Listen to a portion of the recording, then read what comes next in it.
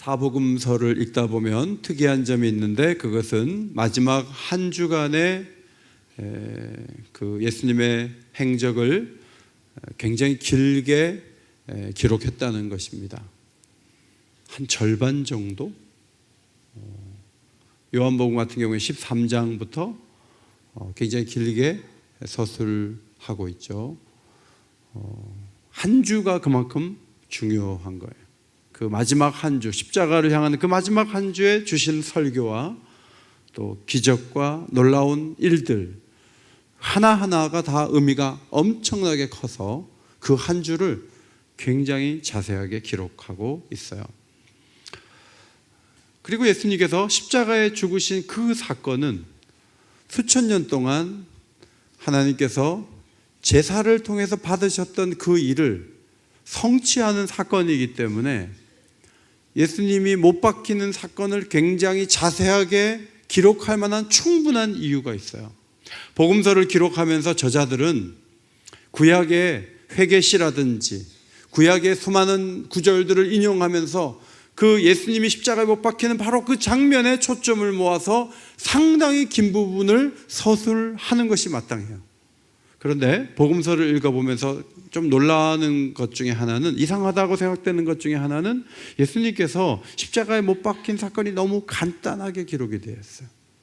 지나칠 정도로 간단해요. 왜 그렇게 간단할까? 마태복음을 보면요, 그들이 예수를 십자가에 못 박은 후에 그 옷을 제비 뽑아 나누고 못 박는 과정을 다 생략을 하죠. 누가복음 23장도 보면 해골이라 하는 곳에 이르러 거기서 예수를 십자가에 못 박고, 거기까지예요. 요한복음 군인들이 예수를 십자가에 못 박고 그 옷을 취하여, 거기까지예요. 오늘 본문 마가복음도 24절 십자가에 못 박고 그 옷을 나눌세 누가 어느 것을 가질까 하여 제비 뽑더라. 욕하는 장면은 넉 절, 5절씩 그렇게 할애하는 저자들이 한결같이 못 박는 그 행동에 대해서 거의 한 구절만을 딱 할애해요. 그래서 성경을 읽을 때 우리가 이상하다고 생각되는 부분이에요.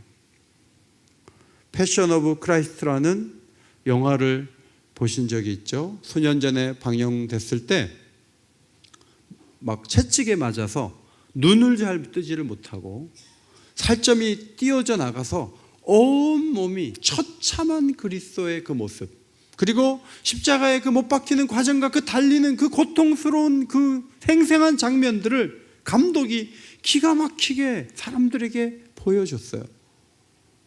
여러분, 어쩌면 오늘 성찬을 받기 전에 저는 여러분들에게 패션 오브 크라이스트 10분만 딱 보여주면 여러분 성찬 받을 때 다 울어요.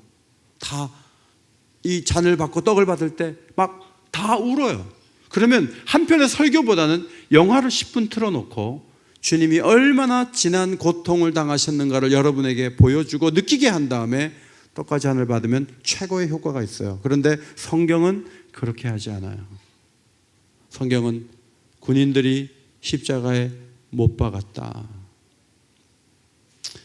못이 들어갈 때 손이 떨렸다든지, 못이 들어갈 때 피가 튀어서 군인의 얼굴에 피가 묻었다든지, 수많은 표현들을 할 수 있지만 다 숨기는 것처럼 간단하게 처리해요.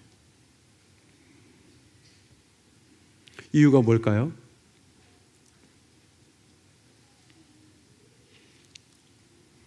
설명을 길게 하다 보면 본질의 의미를 떨어뜨릴 수 있기 때문에 그래요. 저는 설교자 중에 예를 잘 드는 사람 중에 하나라는 얘기를 전에 많이 들었어요. 많은 예들이 생각이 나고 구약에 인용할 말씀도 많아요. 그런데 어떨 때는 너무 많은 예를 들고 너무 많은 구절을 인용하다 보면 초점에서 멀어져요. 십자가에 죽으신 예수님의 그 고통당하는 장면을 생생하게 묘사하지 않게 하신 것은 성령이세요. 성령은 그것을 간단하게 언급하게 해요. 이유는 십자가에 못 박힌 예수님의 그 고통스러운 장면을 많이 느낀다고 해서 좋은 신앙을 갖는 것은 아니기 때문에 그래요. 중요한 것은 예수님이 십자가에 죽으신 의미를 마음에 새기는 거예요. 고통의 생생한 장면보다 더 중요한 것은 십자가에 죽은 의미가 무엇인가를 깨닫는 거예요. 그것이 훨씬 더 중요하다 하는 거예요. 예수님은 성찬을 먼저 마지막 만찬에서 주시면서 이렇게 말씀하셨어요. 받으라, 이것은 내 몸이니라. 이것은 많은 사람을 위하여 흘리는 바 나의 피 곧 언약의 피니라. 자, 그리고 떡과 포도주를 주셨어요. 너무나 진하고 힘든 고통을 느끼게 하려고 하는 음식이라면 떡에다가 쓴 약을 타가지고 막 먹으면서 써서 먹을 수 없는 그런 것을 많이 먹게 함으로 주님이 정말 고통하셨구나. 포도주에다가 정말 그 담즙 같은 걸 타가지고 막 먹을 수 없는 상황에 만들어 놓고 그걸 먹도록 해서 쓰고 힘든 상황으로 몰아가려고 하지 않고 이것이 하나의 식사가 되게 하셨어요. 이걸 먹고 한 끼 식사가 되도록. 그리고 마지막 만찬을 베푸시면서 성찬의 예를 남겨주셨어요. 의미가 중요하다는 거예요. 식사가 되게 하신 것은 의미가 중요하다는 것을 가르쳐 주시려는 것이죠. 여러분, 성찬의 의미는 죽음의 고통에 있지 않아요. 성찬의 의미는 생명의 능력에 있어요. 우리를 살리셨다. 그분이 죽어서 우리를 살리셨다는 생명의 의미가 있는 것이지, 지난 죽음의 고통과 아픔과 피 흘림, 저주받음, 거기에만 초점이 있는 게 아니라는 거예요. 그래서 구약의 회개시나 구체적인 내용을 들어 사복음서 저자들이 한결같이 긴 설명을 하지 않았던 것이죠. 물론 예수님은 큰 아픔을 겪으셨어요. 그러나 그 아픔이 초점은 아니에요. 엄마가 아이를 얻는 과정을 시집가는 딸에게 많이 말을 해요. 내가 몇 분 진통을 했는데 죽을 뻔하고 막 그 얘기를 너무 출산의 과정을 생생하게 다 말해요. 그러면 시집가는 딸은 애를 낳고 싶을까요? 안 낳고 싶을까요? 나는 엄마같이 저렇게 미련하게 애를 낳을 마음은 없어. 그런데 엄마가 얘야, 너희를 낳고 얼마나 마음이 기쁘던지, 내가 힘들어 너희를 낳았지만 너희가 나에게 준 기쁨이 너무 컸다 하고 의미와 생명 얻음의 기쁨의 초점을 모으면 자녀들은 아이를 낳고 싶어요. 마찬가지예요. 십자가의 고통도 너무 큰 고통, 그 아픔, 거기에다가 초점을 모은다고 해서 신앙이 좋아지는 것은 아니다 하는 거예요. 종교개혁이 일어나기 전에 많은 종교개혁자들이 종교개혁이 일어나기 전에는 어떻게 했죠? 그들도 고행을 했어요.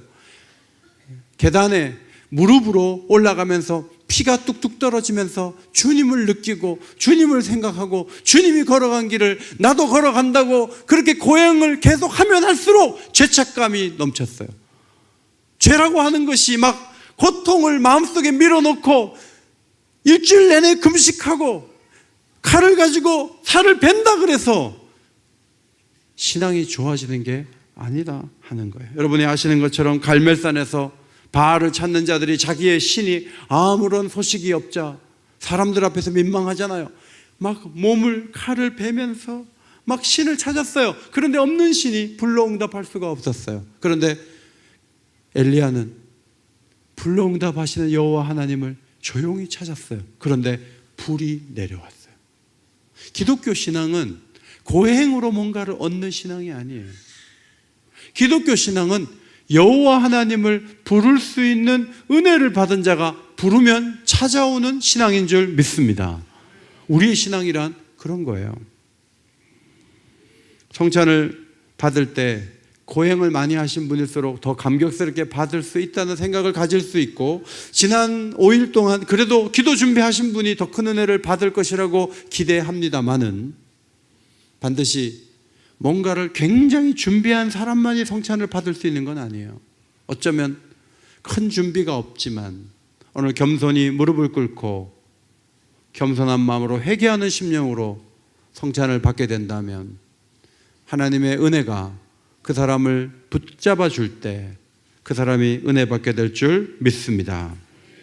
32절 이스라엘 왕 그리스도가 지금 십자가에서 내려와 우리가 보고 믿게 할지어다 하며 함께 십자가에 못 박힌 자들도 예수를 욕하더라. 자, 당시에 많은 사람들은 기적을 보여줘, 거기서 내려오면 믿어줄게, 이렇게 얘기했어요. 그럼 예수님께서 두 못을 딱 빼면서 싹 해서 내려와가지고 이렇게 하면 사람들이 하나님의 아들이 맞습니다. 전부 무릎을 꿇고, 로마 군병들도 무릎을 꿇고, 빌라도도 와서 무릎을 꿇을지도 몰라요. 그렇게 보여주면서 사람들이 다 굴복하면 되잖아요. 사람들은 믿을 만한 근거를 구했어요. 그런데 예수님은 절대로 못을 빼고 내려오지 않으셨습니다. 예수님은 그동안 수많은 기적을 보여주셨어요. 병자를 고쳤어요. 죽은 자를 살렸어요. 많은 이들이 예수를 따랐고 존경했고 소망했어요. 그런데 지금은 십자가에 못 박혀 있어요. 사람들은 예수님의 그 모습을 보면서 실패자라고 손가락질을 했어요. 그리고 하나님의 아들이면 내려와 보라 그랬어요. 그런데 주님은 그대로 못 박혀 계셨어요. 끝까지 참으시고 마지막 시간을 보내셨어요.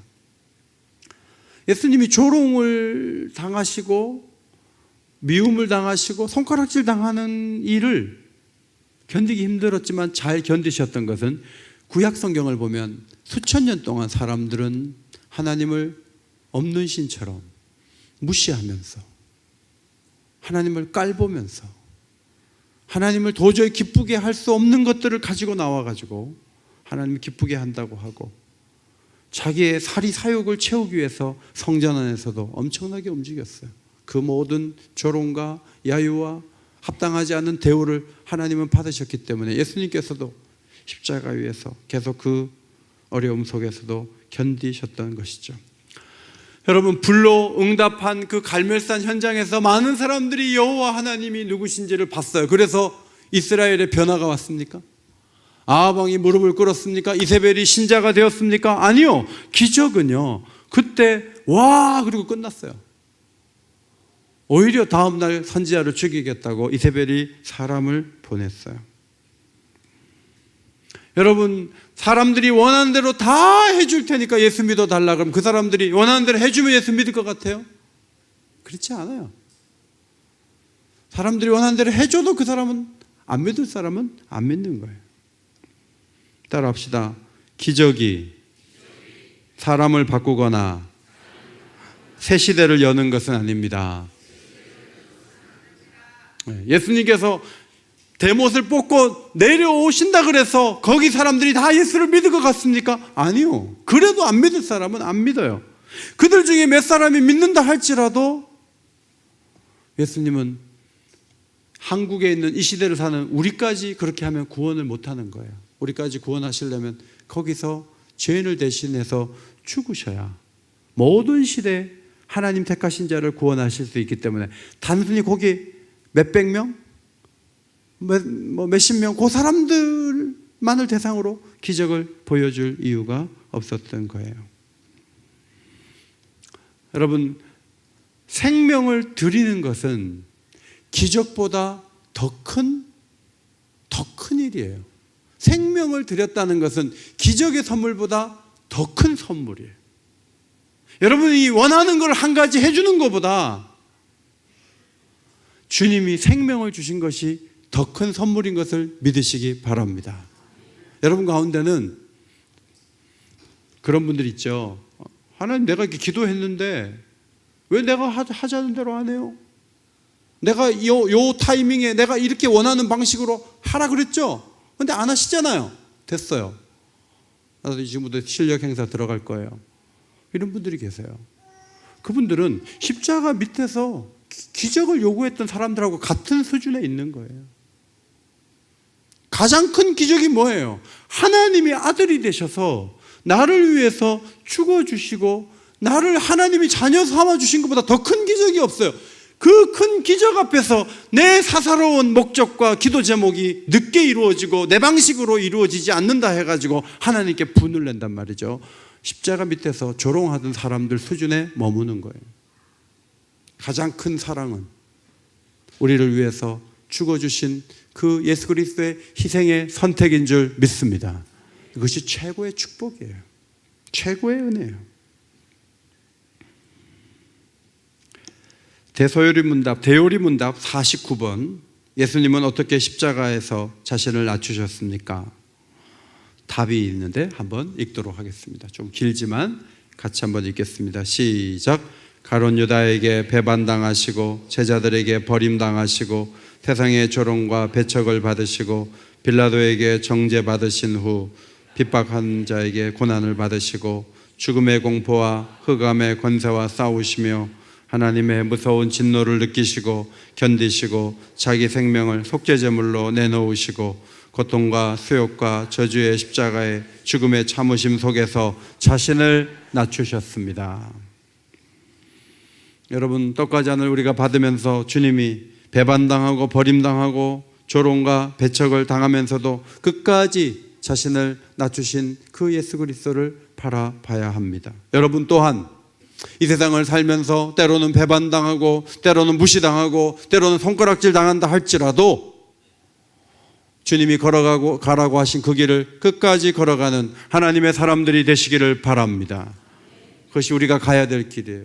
모세의 위대함은 홍해를 가르는 것도 모세의 위대함이고 아말렉과의 전투에서 손을 들어서 승리하게 한 것도 모세의 위대함이지만 모세의 위대함은 갈수록 사람들이 모세를 권위를 인정하지 않고 무시하고 함에도 불구하고 하나님이 그만하라 할 때까지 끝까지 자신의 일을 백성들 섬기는 일을 감당한 데 있었던 것이죠.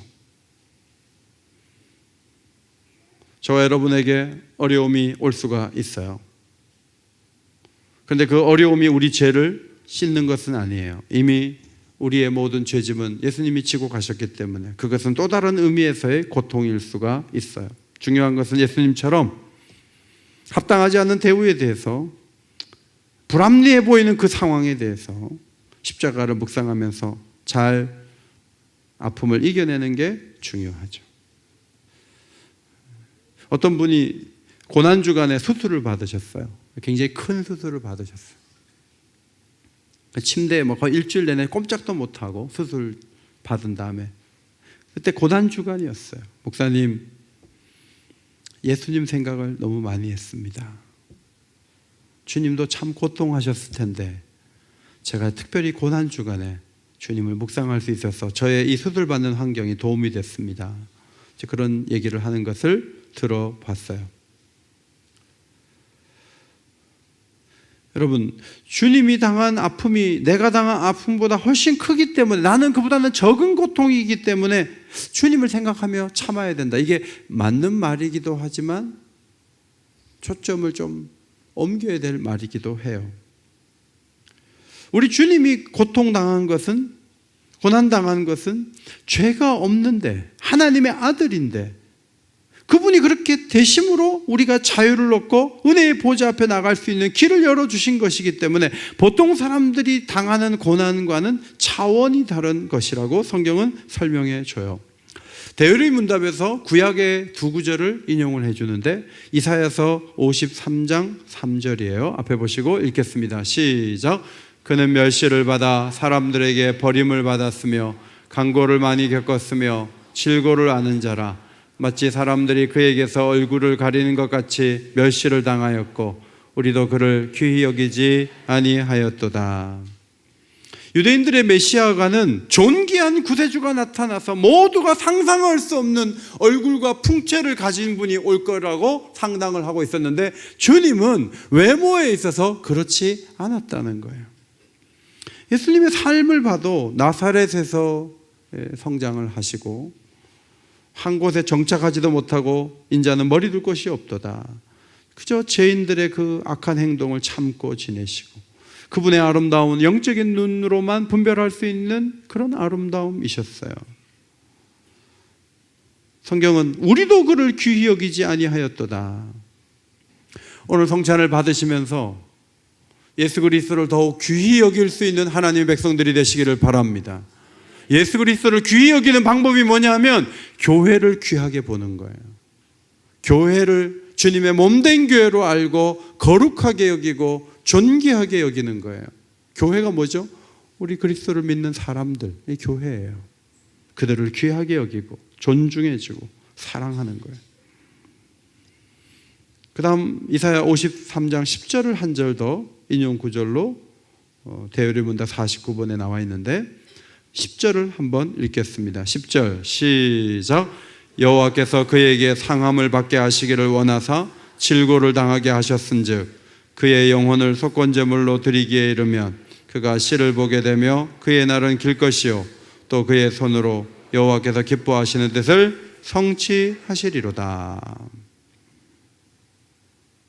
사람들은 십자가에 못 박힌 예수를 보면서 저 예수가 문제가 있어, 저 예수가 실패자야, 저 괜히 저렇게 앞에 나서다가 저렇게 적골당하잖아 하고 튀다가 죽은 사람처럼 그렇게 손가락질을 했어요. 그런데 그것은 하나님으로부터 매를 맞은 것은 사실이지만 우리 죄를 위한 것이었다. 그분은 죄인을 대신해서 희생제물로 자기를 드리신 것이다. 성부와 성자와 성령이 아무 문제 없이 그냥 영원히 평안을 누리며 시간을 보내셔도 아무 문제가 없어요. 그런데 성부와 성자가 큰 갈등과 고통 속에 있으면서 아들의 죽음을 아버지가 봐야 하는 그 상황, 그 어려운 상황이 왔던 것은 죄인인 우리가 죄에서 노임받으려면 그 길이 하나님이 정하신 길이었기 때문에 그래요.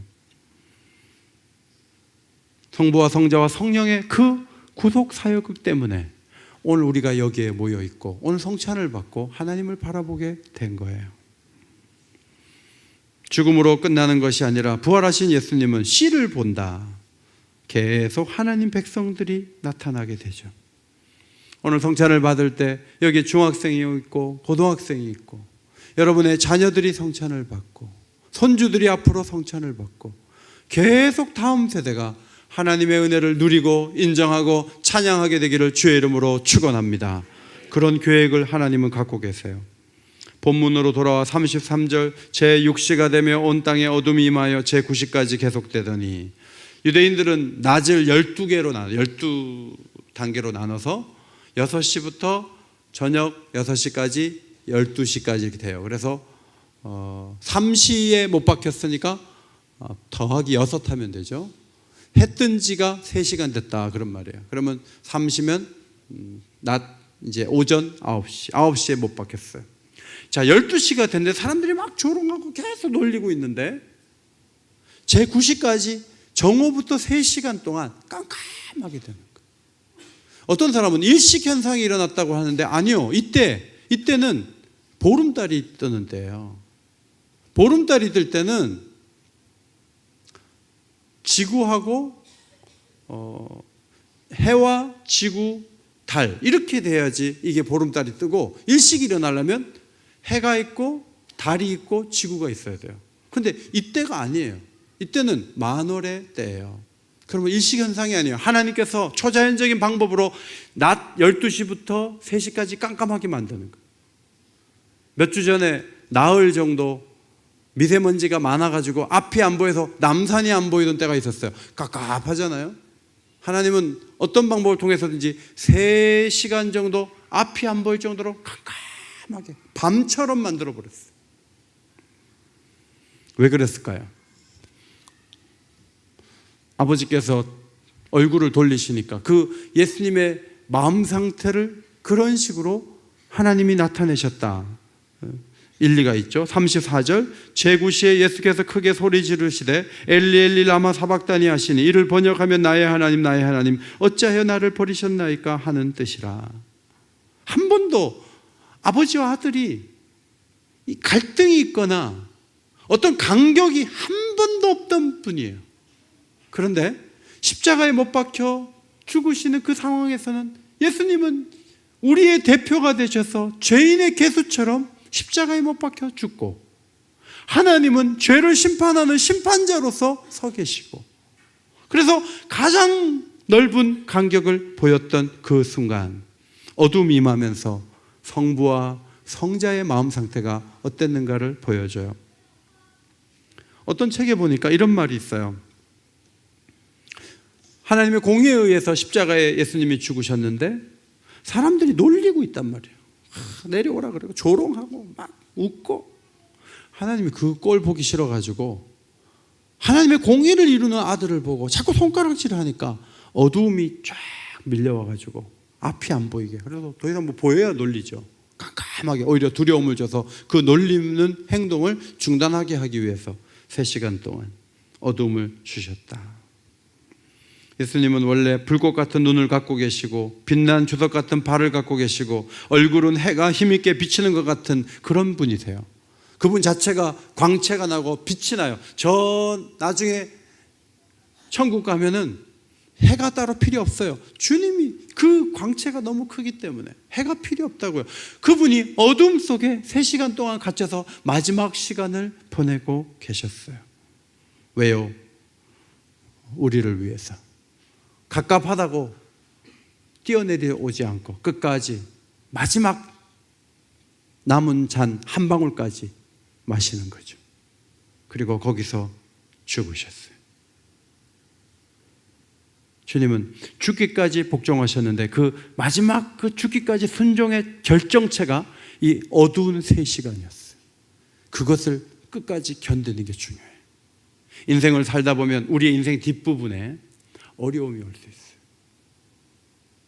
그때 신앙적으로 잘 살다가 마치 못을 뽑고 내려오는 메시아처럼 엉뚱하게 가면 안 돼요. 오늘 성찬을 받는 자마다 끝까지 주님을 사랑하게 되시기를 바랍니다. 이 떡과 잔을 받으면서 끈기 있는 신앙생활을 갖는 거예요. 50대까지 잘하다가 60대 돼서 사람이 바뀌는 경우도 있어요.